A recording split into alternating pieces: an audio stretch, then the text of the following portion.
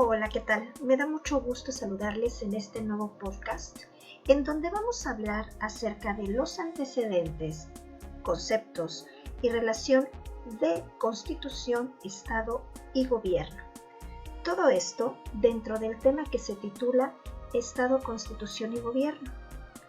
A lo largo de estos podcasts veremos las relaciones entre la Constitución, el Estado y el Gobierno.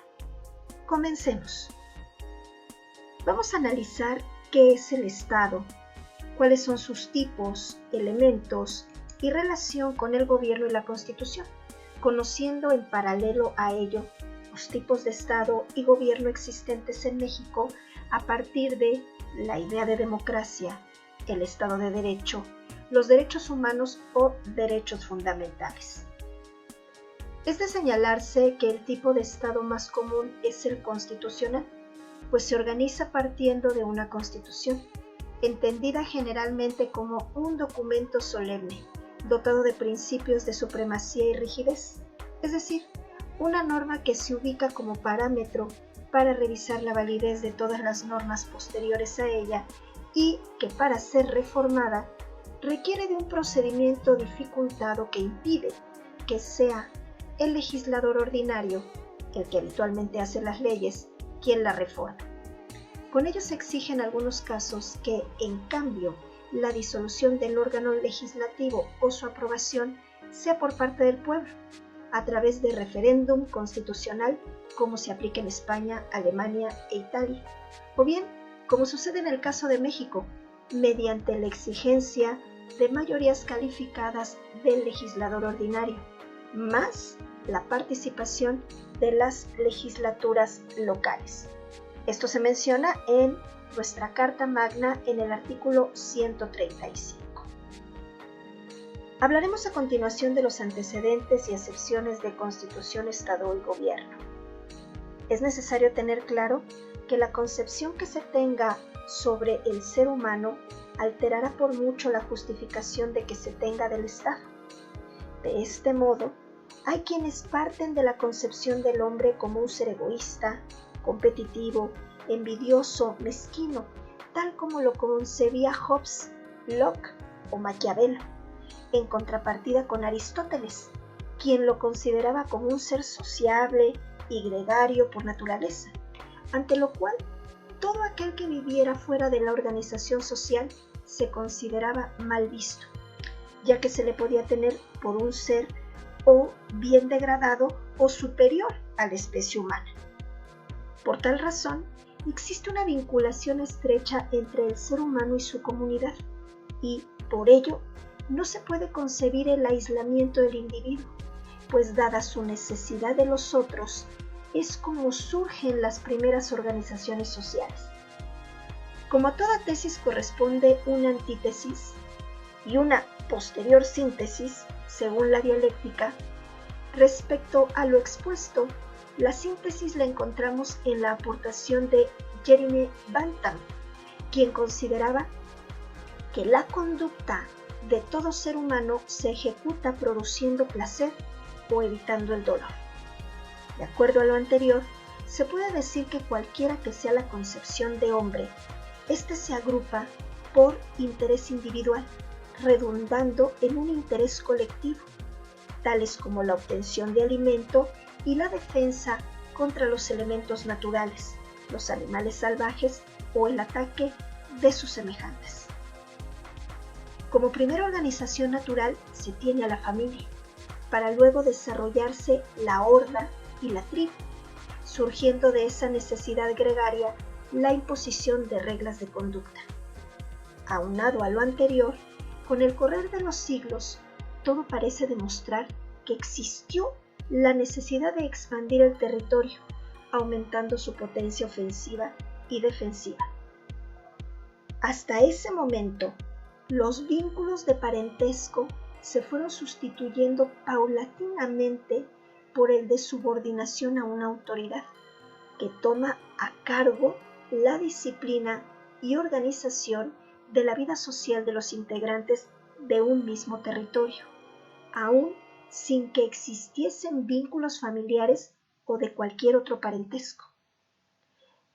La subordinación a un jefe común podría entenderse de una manera simple, como el origen del Estado, que posteriormente se iría desarrollando en torno a elementos fundamentales como la población, el territorio y el gobierno. Todo esto dentro de un marco de normas jurídicas que establece la organización de dicho Estado, así como los derechos y los deberes de cada persona frente a él. Sin embargo, para dar paso a su consolidación, era necesaria su dirección y control con una adecuada administración, por lo que fue necesaria la creación de una autoridad que la dirigiera. De acuerdo a la anterior propuesta, se presenta a continuación cada uno de los orígenes del Estado, lo cual se desarrolla con claridad por Rúa en su texto del año 99 de la siguiente manera. En Asia Oriental se dan los antecedentes más relevantes que dan origen al Estado. Fue en el siglo VIII a.C., con sus dinastías imperiales, las que consideraban les asistía el derecho divino, ya que el emperador era considerado como un representante del cielo. En el antiguo Egipto se encuentran los orígenes de lo que es el Estado, porque dan muestra de una organización social y política, pues existía una relación entre el soberano de la comunidad política y la divinidad. Grecia es el ejemplo de la ciudad-estado, la llamada polis, donde resaltaba un progreso político-administrativo y destacaba como origen inmediato la organización política de Roma, con los civitas. En Grecia, la sociedad se dividía en 4 clases según su fortuna, y obviamente los derechos y obligaciones se repartían de acuerdo a sus riquezas. ¿Cómo olvidar a Roma, donde tuvo una diversidad de gobiernos? Al principio tuvo una monarquía, posteriormente una república. Pero a finales del siglo II a.C., se estableció el imperio hasta el año 476 después de Cristo. Durante la Edad Media, el feudalismo, la iglesia y la figura del emperador, o sea del rey, prevalecieron, identificándose las personas con la región en la que vivían o por la institución de la iglesia. En este caso, se consideraban cristianos. Debido a las necesidades de la sociedad de la época, se presentaron conflictos entre los llamados señores feudales y se comenzó a considerar la existencia de una sola autoridad. En el Estado moderno, el Estado, que es un poder temporal, está por encima de la Iglesia, o sea, del poder espiritual. Surgiendo a partir de allí el absolutismo. Se nivelan las diferencias entre las clases y los ciudadanos y logran tener igualdad jurídica.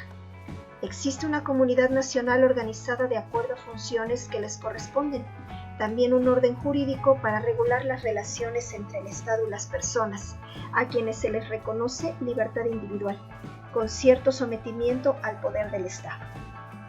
Como conclusión, se puede decir que el Estado se originó de las organizaciones primitivas, en cuyo núcleo se encontraba la familia, liderada por un jefe. A esto lo podríamos llamar gobierno patriarcal. De este modo, una comunidad subsistió por numerosas familias, las cuales por el momento no necesitaban de instituciones o constituciones que regularan los derechos y obligaciones, pues esa función la cubría el líder. Es evidente que la familia se vuelve la base de un Estado, pues al unirse diversos jefes de familias, se formarían las primeras organizaciones monárquicas ante la necesidad de tener una cabeza de grupo que representara a la comunidad, protegiera, guiara y regulara. Posteriormente, la religión toma parte esencial de la sociedad, presentándose el denominado derecho divino que justificaba la posición jerárquica de quien gobernaba. El poder se fue dividiendo de tal suerte que los señores feudales afirmaban su posición dentro de la comunidad, adueñándose de los terrenos que pertenecían a la comunidad, formando patrimonios personales y heredándolos exclusivamente entre sus familiares. Esto da origen a una comunidad desigual, haciendo perder el pretendido bien común, generando la desigualdad en la propiedad privada. De esta forma se fueron creando familias con mayor poder de capital y se termina así la etapa medieval con cambios entre los órdenes de poder, abriendo paso al Estado moderno, el cual se fundamenta en tres aspectos fundamentales. El primero es el dominio de un territorio. El segundo, la división de la sociedad en clases sociales ante la diferencia de poder económico.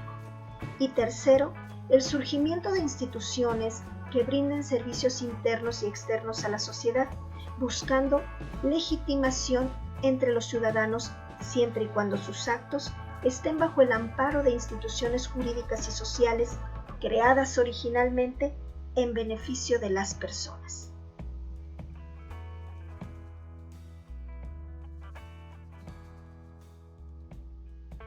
Es importante destacar que existen diversas teorías que explican el origen de la sociedad, de la cual en el desarrollo que se ha expuesto con anterioridad y hasta este momento se ha basado en la teoría naturalista aristotélica, en la que se afirma que el hombre es un animal político, sun politikon, que indica la necesidad del individuo en realizarse plenamente en sociedad. Otra postura que le explica es la teoría contractualista, que afirma que las sociedades se formaron en razón de un contrato voluntario celebrado por todos los miembros integrantes, pasando así del estado de naturaleza al estado de sociedad, destacándose entre sus principales autores Rousseau, Hobbes, Locke y Montesquieu. Otra de ellas la tenemos en la teoría organicista, que estudia al individuo como un organismo biológico, y por otra parte la teoría ecléctica, que busca armonizar la tesis organicista y contractualista. Ahora veremos el concepto de Estado. Habiendo analizado el origen del Estado, es un buen momento de conocer la definición de este, de acuerdo a los autores que han tratado el término. Bobbio menciona que el concepto de Estado puede ser el siguiente: un ordenamiento jurídico que tiene como finalidad general ejercer el poder soberano sobre un determinado territorio y al que están subordinados de forma necesaria los individuos que le pertenecen. Por otra parte, subraya desde un punto de vista formal e instrumental lo siguiente: la condición necesaria y suficiente para que exista un Estado es que se forme sobre un territorio un poder capaz de tomar decisiones y de emanar las leyes oportunas, vinculantes para todos aquellos que habitan en este territorio y efectivamente ejecutadas por la gran mayoría de los destinatarios cuya obediencia se solicita. Hegel. En este caso, Ábalos señala que para Hegel el Estado es una institución que garantiza el interés privado y la libertad individual, siendo la suprema forma de organización social en la que un pueblo se encuentra consigo mismo y está sometido a una misma autoridad legal y política. Una idea bastante idealista al considerar que el ser humano solo puede conseguir su plenitud en el Estado, al cual considera como la realización de una idea moral. Kant, desde otra perspectiva idealista, señala lo siguiente: el acto por el que el pueblo mismo se constituye como Estado es el contrato originario, según el cual todos en el pueblo renuncian a su libertad exterior para recobrarla enseguida como miembros de una comunidad, es decir, como miembros del pueblo considerado como Estado, universi, y no puede decirse que el Estado, el hombre en el Estado, haya sacrificado a un fin una parte de su libertad exterior innata, sino que ha abandonado por completo la libertad salvaje y sin ley para encontrar de nuevo su libertad en general, íntegra en la dependencia legal, es decir, en un estado jurídico, porque esta dependencia brota de su propia voluntad legisladora. Con base en lo anterior, se puede apreciar la concepción del Estado como el pueblo, que en el poder y dentro del poder legislativo hace tutelar los derechos y libertades individuales.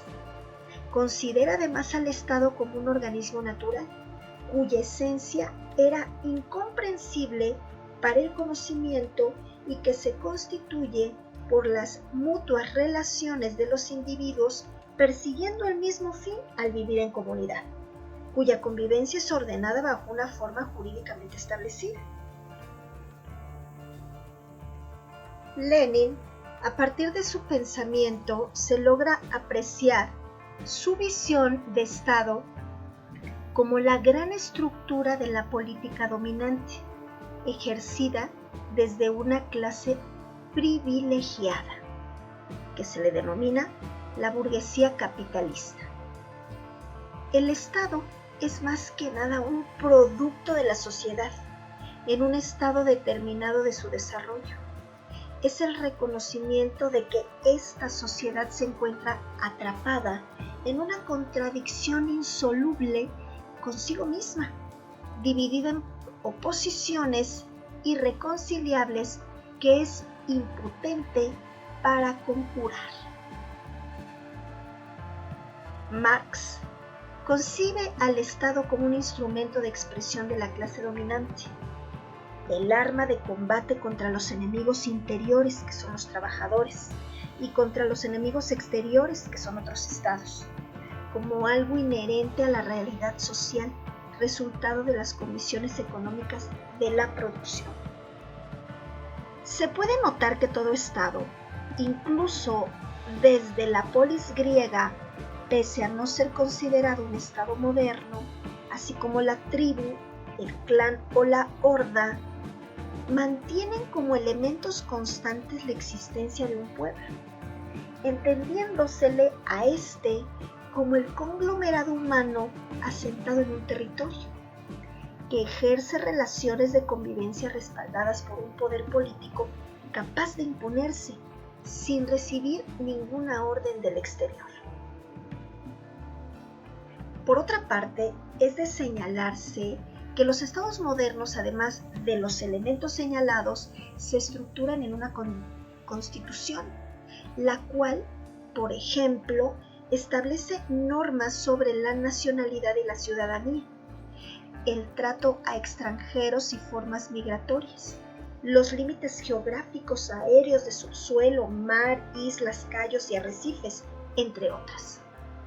Es por ello que si una entidad federativa que pertenece a un Estado se encuentra sujeta a las normas del Pacto Federal, no podemos llamarle Estado y por ende tampoco podemos decir que tenga constitución, pues esta es solo la que organiza a los elementos del Estado.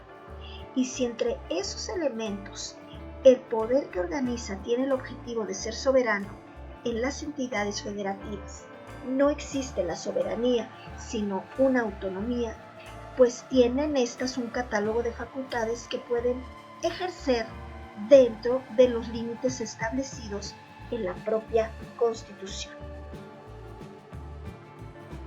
El cuerpo normativo de mayor jerarquía a nivel local recibe el nombre de estatuto o de autonomía, mas no el de constitución como erróneamente les llamamos. En el Estado de México, la Constitución Política del Estado Libre y Soberano de México, resulta evidente que no es un Estado soberano y que por ende no tiene constitución, pues es una entidad federativa autónoma con un estatuto de autonomía, ya que el nombre no hace a la cosa, sino sus cualidades intrínsecas. Se recomienda leer los artículos constitucionales 39-40, 115-116, 117, 118, 120 y 122 sobre las prohibiciones expresas a los mal llamados estados y sobre la alusión de que la Ciudad de México es otra entidad federativa, mas no un estado.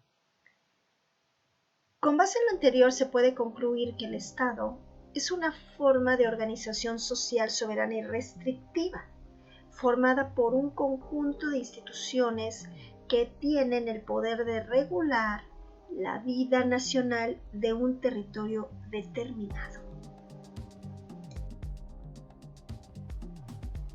Concepto de Constitución. Con base en la teoría pura del derecho de Hans Kelsen, la Constitución es entendida en una dimensión tanto formal como material. Desde su concepción formal se hace referencia al documento solemne que contiene el conjunto de normas jurídicas que solo pueden ser modificadas mediante la observancia de prescripciones especiales, cuyo objeto es dificultar la modificación de tales normas, mientras que en su sentido material se constituye por los preceptos que regulan la creación de normas jurídicas generales y especiales, la creación de leyes.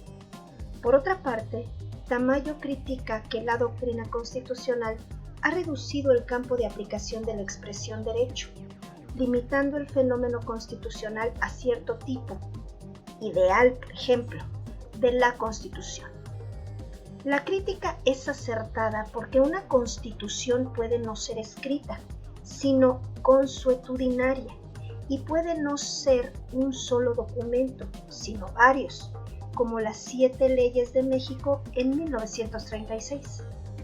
Incluso, si esa Constitución es de un Estado no democrático, al carecer de derechos humanos o fundamentales, no por ello dejaría de ser Constitución. Por eso, una Constitución es antes que todo una función, pues su labor es dar estabilidad a las decisiones que toman los soberanos acerca de la forma de ser del Estado. Eso por cuanto hace al continente del pacto, pero en su esencia, la Constitución es más que una hoja de papel, pues es la suma de los factores reales de poder. Guardando las proporciones, es como sucede en los contratos, en donde, por ejemplo, los de compraventa se constituyen por un acuerdo de voluntades independiente de que conste o no por escrito, solo que la Constitución es el pacto político de los agentes soberanos en un mismo territorio dentro del cual se ejerce su poder. En su concepción jurídica, la Constitución es la norma que crea los órganos de gobierno que deben encargarse de conseguir los objetivos planteados por el tipo de Estado, definiéndose por esta primera norma sus competencias y cómo deben ejercerlas desde sus límites formales y materiales, requisitos de existencia y de validez, ordenando también la creación del resto del entramado y determinando el contenido de las normas secundarias, incluso en su materia o contenido. También para ello sirven los derechos humanos, que cumplen con la función de prohibir la existencia de normas discriminatorias o retroactivas. Se recomienda leer el libro de Schmidt, Teoría de la Constitución, y también a Tamayo y Salmorán en su libro Introducción al Estudio de la Constitución. Concepto de gobierno. Gobierno es vocablo de origen griego. Proviene de gubernao, que quiere decir pilotear un barco o capitán de un barco, haciendo referencia a ejercer control y dirección sobre algo. los griegos, al ser un pueblo marítimo, identificaron el acto de dirigir o pilotar un barco con el acto de dirigir a la polis, que alguien esté a su cabeza para gobernar o dirigir.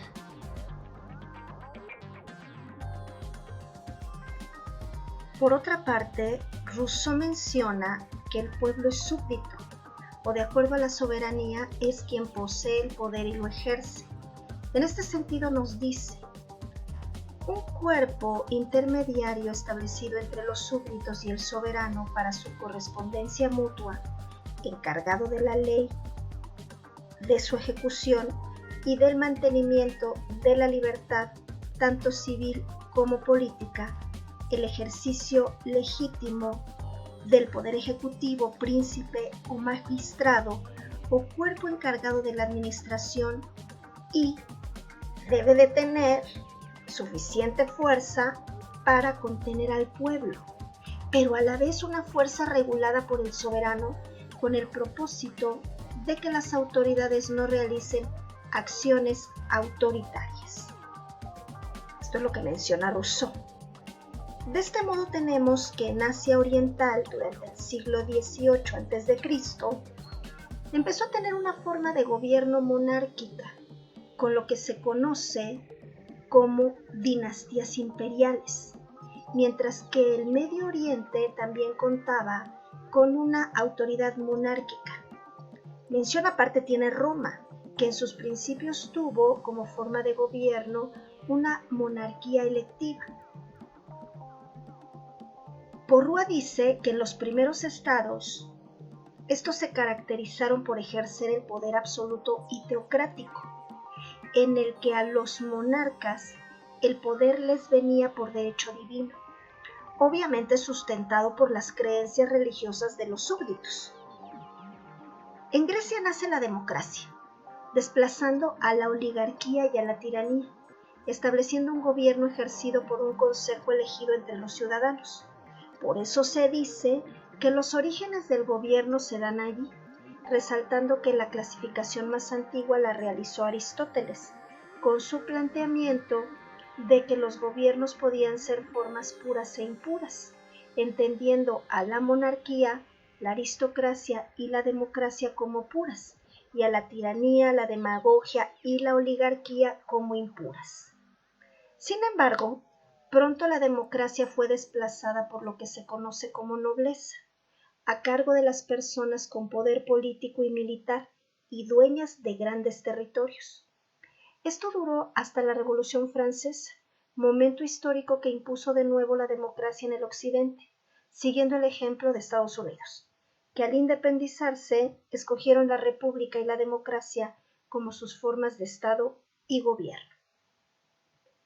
El fin y la autoridad del Estado es lo que da vida a una organización política, entendiendo que su fin es el interés de la población en general y en consecuencia buscan su bien común de acuerdo a lo establecido en la Constitución, llevando a cabo, pues, por uno de los poderes primordiales, el gobierno del Estado, a través de lo que conocemos como autoridad.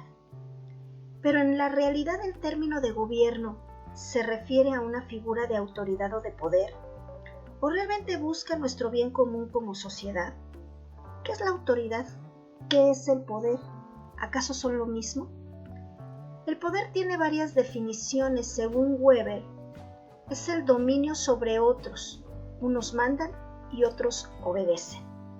Bien, por otra parte, se puede decir que el poder aparece como algo necesario para que exista el Estado, por la dificultad que representa llevar a cabo una organización política sin la existencia de una autoridad que dirija el comportamiento de quien integre esa organización. En este contexto se entiende el poder como la autoridad en la que se encuentran sometidos los ciudadanos. El poder político es un poder que gobierna porque así lo aceptamos, es una dominación aceptada, que no es otra cosa que legitimar el poder. La autoridad se relaciona con el poder. El alcance de aquella es más restringido, ya que es como una fuerza para alcanzar los resultados que el gobierno desea. La autoridad es la representante del poder. México es el pueblo donde reside la soberanía, de conformidad con el artículo 39 de la Constitución. Así lo establece. Es el poder con el cual decide constituirse en una república representativa, democrática, federal. Este poder es lo que se conoce como soberanía. A continuación hablaremos de la relación entre Estado y gobierno. Es evidente que la relación estrecha entre el Estado, el gobierno y Constitución da el tipo de Estado que define los objetivos del pueblo. Si es un Estado autocrático o democrático, en ambos casos deben crearse estructuras de gobierno apropiadas para alcanzar la teleología. Para el primer caso, la centralización, y para el segundo, la república, definiendo también las instituciones de gobierno acorde al tipo de Estado. El gobierno es cambiante y pasajero, es la parte encargada de llevar a cabo las funciones del Estado a través de un conjunto de personas que lo ejecutan durante un periodo determinado, las cuales son elegidas por los ciudadanos a través de elecciones. El gobierno, además, es uno de los tres poderes del Estado. Los otros son el poder legislativo, encargado de aprobar las leyes, y el poder judicial, encargado de aplicarlas. Todo lo antes mencionado es respaldado por una Constitución que también se le llama Carta Magna o Ley Suprema, la cual no es otra cosa que la forma de ser del Estado. Ciertamente en la Constitución se establecen tanto el tipo de Estado, sus poderes y los órganos de gobierno. Continuamos con los tipos de Estado y formas de gobierno. Se tiene como tipologías habituales para analizar el Estado y el gobierno las siguientes. En el primer sitio, la democracia. Se distingue por la participación activa del pueblo para elegir a sus gobernantes en las elecciones, pero también durante el desarrollo de sus facultades, a través de las instituciones de la democracia directa, como son el referéndum, el plebiscito, la revocación del mandato, la iniciativa popular y en algunos lugares el cabildo abierto. No obstante, la democracia no se reduce a la toma de decisiones colectivas por la regla de la mitad más uno, ya que implica la distribución del poder en oposición a la concentración y el control tanto ciudadano como legal. Autocracia. El gobernante ejerce el poder sin limitación jurídica y por medio de un pequeño grupo de personas, con la pretensión de concentrarlo. Suelen ser estados totalitarios como los estados islámicos, donde gobierno y religión se fusionan. Monarquía. Encabezada por un monarca, destaca por la sucesión hereditaria. Sin embargo, a pesar de lo extraño que pueda resultar la existencia de un rey y la sucesión del trono por consanguinidad, no es la nota característica de la monarquía, ya que el monarca es el jefe de Estado, pero no de gobierno. La monarquía divide el poder en vez de concentrarlo como sucede con el presidencialismo. Sobre este tópico debe consultarse el espíritu de las leyes de Montesquieu, donde claramente expresa la división de poderes. La intención de concentrar el poder ejecutivo en una sola persona y dividir el legislativo en dos cámaras antagónicas, la de los nobles y los comunes. En la evolución de la monarquía se transitó por las siguientes etapas. Por la monarquía absoluta, en la cual no existen límites al poder del monarca, no existiendo tampoco los derechos humanos, pues más bien se hacía referencia a derechos como la vida y la libertad, privativos de los humanos. La monarquía parlamentaria.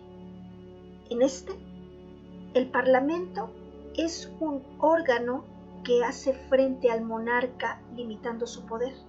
Surge la premisa de que el rey reina pero no gobierna. Se crea la Cámara de los Comunes y posteriormente la de los aristócratas como antecedente de nuestras cámaras de diputados y senadores. Monarquía constitucional. Las decisiones de los factores reales de poder se plasman en constituciones y se consagran en un pacto estatal. República. Es una forma de gobierno en la que el poder se divide para su ejercicio, en la que su configuración como en su ejercicio participa todo el mundo. Por ello es res publica, es decir, la cosa pública, lo que es de interés común. El autor más conocido sobre este tema es Montesquieu. Se sugiere consultar la obra original para advertir que en realidad proponía la concentración del poder y que el verdadero autor de la división de funciones y no poderes fue John Locke, quien claramente advirtió que en un Estado solo se hacen leyes y se aplican leyes, de modo que solo conciben dos funciones ejercidas por tres tipos de órganos, donde el legislador hace las leyes y el ejecutivo y judicial las aplica, con la diferencia de que el último, o sea, el Poder Judicial, lo hace dirimiendo litigios. Por otra parte, existe otra clasificación en atención a su composición social. Nacionales, cuando lo integra una misma nación, como en México, y plurinacional, cuando lo integran varias naciones. Bueno, y con esto hemos concluido este estudio que, como ya dijimos, forma parte de los antecedentes, conceptos y relación de Constitución, Estado y Gobierno. También hemos visto sus diferencias y similitudes y analizamos la relación que existe entre la Constitución, el Estado y el Gobierno como parte de sus principales características que tiene la relación que guardan estos conceptos. No me resta más que despedirme de ustedes agradeciéndoles la atención que tienen al escuchar este podcast. Los invito a suscribirse nuevamente a nuestro canal Casa de Estudio, a darle like, compartir y activar la campanita para que les notifiquemos cada vez que subamos nuevo material. Los esperamos también en nuestra página de Facebook, en nuestro grupo de Facebook también Casa de Estudio y en todas nuestras demás redes sociales. Que tengan mucho éxito. Hasta pronto.